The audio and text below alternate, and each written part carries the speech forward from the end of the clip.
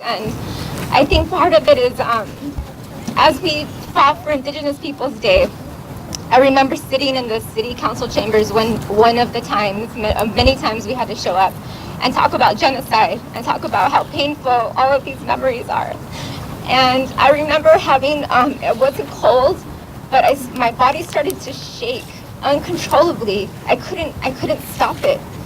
And in talking to people and talking to elders, it was, that is the source of that intergenerational trauma that lives in us. So I just want to say that, because whatever all of us are feeling right now, you're not alone, right? Like we're healing and we're working through all of these feelings together, very complicated histories that we're working through. And I just want to acknowledge the fact that, none of us stand here as individuals. We stand here as members of a very strong community. We stand here as members of our families. We stand here with a long line of ancestors that fought like hell so that we could be here today. And we're not alone in that. And I also want to just recognize everybody, people that are here, people that are not here, that have been fighting for this for generations, right? Like there's not one person is responsible for this. There's been decades of fight about this. And I just want to tell all of you who have demonstrated, have built artworks, have, called offices, all of the actions, I just really, really want to appreciate all of that, because all of that together is what made this possible. I want to share why this issue around Columbus is personally meaningful to me. I believe that the biggest brunt of this myth of Columbus discovering America, it falls on the shoulders of our children. It really does.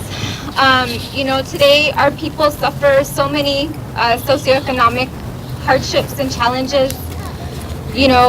High rates of poverty, high school completion, violence, overrepresentation in the child welfare system, the juvenile justice system. And we're the only people that are still race-based mascots. Just think about that. And the nation's capital, the football team, still has a football team that's named after a Native American racial slur. And this has impacts on our young people. Our young people have a suicide rate that's 300 times the national average. And there are studies, there's research that shows that these kinds of aggressions, these symbols, these mascots, these holidays, it impacts their self-image. And we're really fighting against the dehumanization of our people here. And there is one story that's really sat with me that has been very strong in our fight for Indigenous Peoples Day.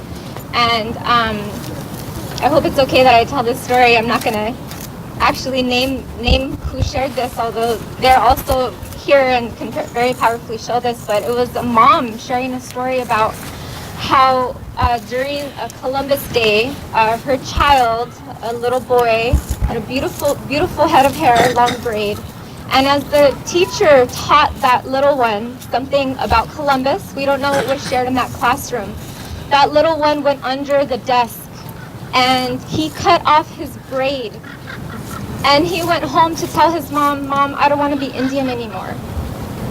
And so for all of those people that say Indigenous Peoples Day or it doesn't matter, there are other issues to worry about, I think about that little boy and I think about the shame, and that's just one story that we know of. What about all of the other stories that are not told, right? So to those people that say this doesn't matter, I think about those little ones and I say it does matter, and we're not going to stand for it anymore. This is part of a large movement that's happening all across the country. This is just not about LA.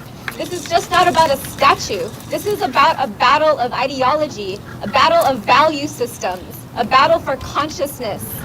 And I believe that Indigenous people's leadership, our values, are critical to the continuation of not only our people, but for all people that are on this planet. Not only here in the Americas, but all across the world. And we see this happening. We see a resurgence of Indigenous leadership. This last Tuesday, we saw that 2 Indigenous women for the first time were elected to Congress.